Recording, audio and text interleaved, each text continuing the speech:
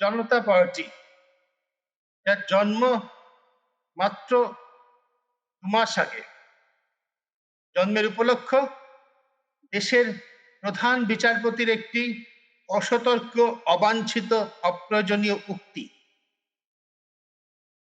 সেই ককরোচ জনতা পার্টি গত সপ্তাহান্তে আমরা দেখলাম নরেন্দ্র মোদীর প্রবল পরাক্রমী সরকারের নাকে ঝামা ঘষে দিয়ে চলে গেল।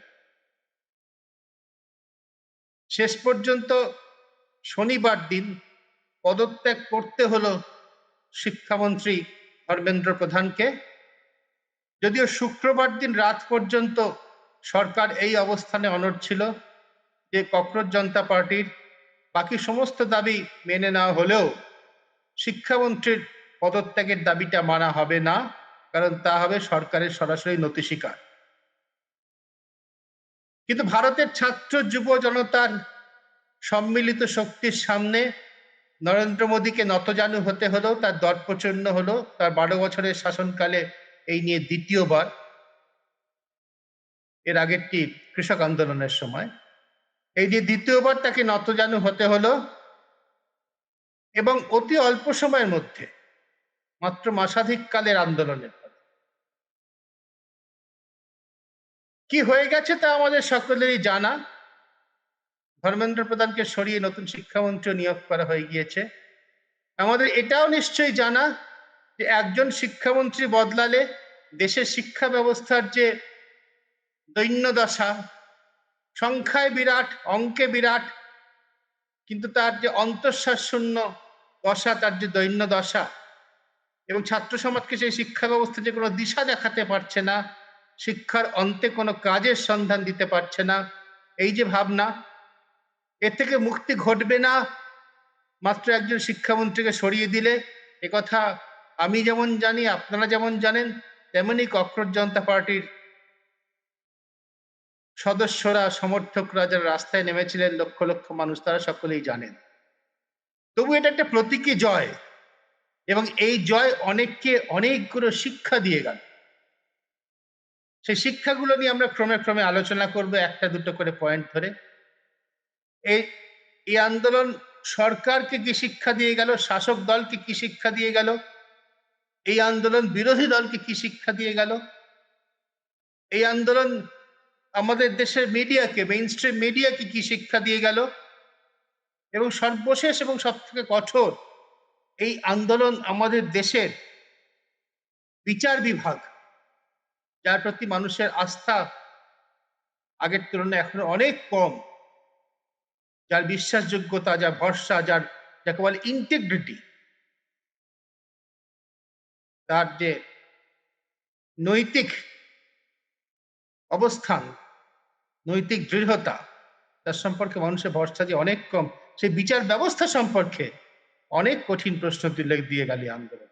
সেগুলো নিয়ে আমরা আলোচনা করব। তার আগে এই সংক্ষেপে খুব ছোট করে এই আন্দোলনটাকে আমি আগের দুটো আন্দোলনের সঙ্গে, এই জাতীয় আন্দোলনের সঙ্গে তুলনা করে কিঞ্চিত আলোচনা করতে চাই। দুটো নিয়ে কিছু কথা ইতিমধ্যেই বলা হয়েছে। একটা 2011 সালে আন্না হাজারের নেতৃত্বে ইন্ডিয়া এগেইনস্ট করাপশন, ইউপিএ সরকারের আমলে দুর্নীতির বিরুদ্ধে যে আন্দোলন, সেই আন্দোলন। দ্বিতীয়টি হলো 2020-21 সালে কৃষি বিলগুলোর, 3টি কৃষি বিল প্রত্যাহারের দাবিতে কৃষকদের যে আন্দোলন, ধর্ণা, বিক্ষোভ, সেই আন্দোলন। এর মধ্যে এই দুটি আন্দোলনে কিন্তু সেই অর্থে সফল হয়েছিল। আন্না হাজারে আন্দোলন দফায় দফায় চলেছিল প্রায় 1 বছর ধরে। তার মধ্যে তার যন্তর মন্তরে, রামলীলা ময়দানে তার যে অনশন, তার জের টেনে শেষ পর্যন্ত কেন্দ্রীয় সরকারকে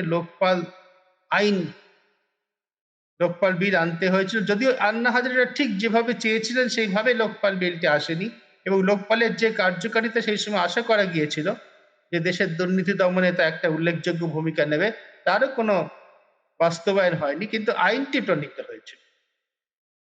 মানুষ রাস্তায় নেমে বিক্ষোভ দেখিয়ে সরকারকে একটা আইন প্রণয়ন করতে বাধ্য করতে পারে, সেই শিক্ষা তখন আমরা পেয়েছিলাম।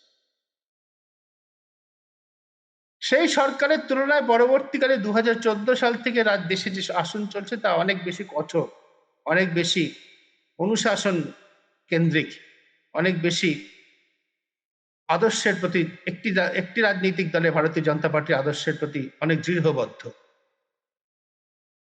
2020-21 সালে কিন্তু আমরা সেই সরকারকেও নত হতে দেখেছিলাম। আপনাদের নিশ্চয়ই মনে আছে 3টি কৃষি বিল। ভারতে কৃষি যতদিন থেকে রয়েছে সম্ভবত ততদিন ধরে কৃষির সমস্যাও রয়েছে। চাণক্যের অর্থশাস্ত্রেই যেমন কৃষি সংক্রান্ত নানা সমস্যার কথা রয়েছে, তেমনি কৃষির সমস্যাও কথা রয়েছে। স্বাধীনতার পর থেকে তো অজস্র কৃষি সংক্রান্ত অজস্র আইন হয়েছে, অজস্র বিধি তৈরি হয়েছে।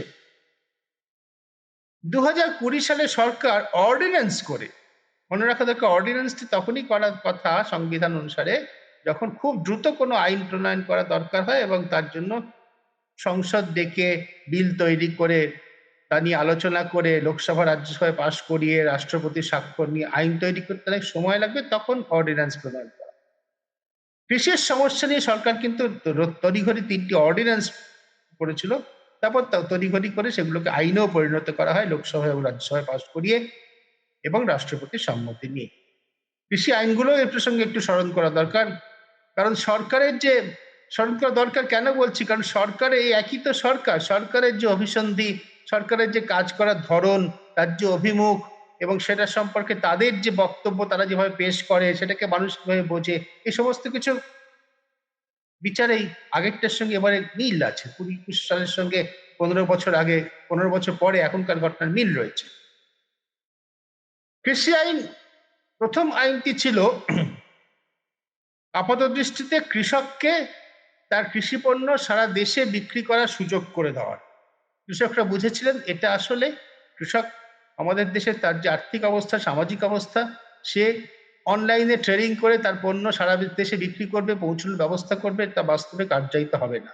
কৃষকরা বুঝেছিলেন কৃষকের পণ্য সব জায়গায় বিক্রি করে দেওয়ার সুবিধা মানে আসলে কর্পোরেটকে, বিশেষ একটি দুটি বড় কর্পোরেট সংস্থাকে, দুটি কর্পোরেট সংস্থার কথাই বারবার তখন আলোচনা এসেছিল, তাদের দুটি তিনটির কথা বলবো, তাদের কৃষি পণ্য অবাধে কেনার সুযোগ করে দেওয়া।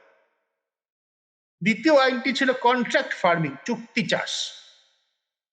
চুক্তি চাষের ব্যাপারটা হচ্ছে যে কৃষক বড় সংস্থার থেকে আগাম নিয়ে চাষ করবেন এবং ফসল সেই মালিককে অনেকটা দাদনের মতো তাকে বিক্রি করতে বাধ্য হবেন নির্দিষ্ট দামে।